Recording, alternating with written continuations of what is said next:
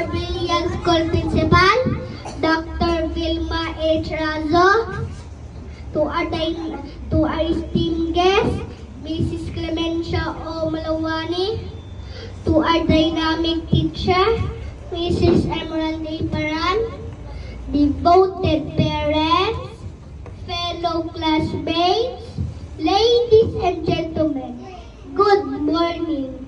It is a great honor to welcome you all to the recognition and moving up ceremony of the kindergarten class for the academic year 2023-2024.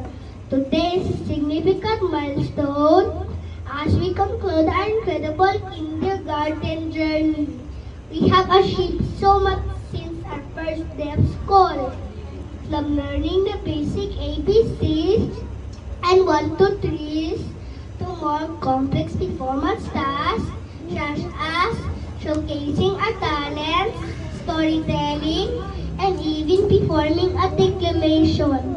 And for that, let us congratulate ourselves for a job well done. Our deepest gratitude to God for the gift of life and wisdom, to our parents for their guidance and unconditional love, and also to Teacher M for her unwavering dedication and patience to all of us. To my classmates who became my friends, I will forever hold you dear in my heart. The theme for the celebration is Kabataang Pilipino para sa matatag na kinabukasan ng bagong Pilipinas. This is relevant considering the issues our country is facing today.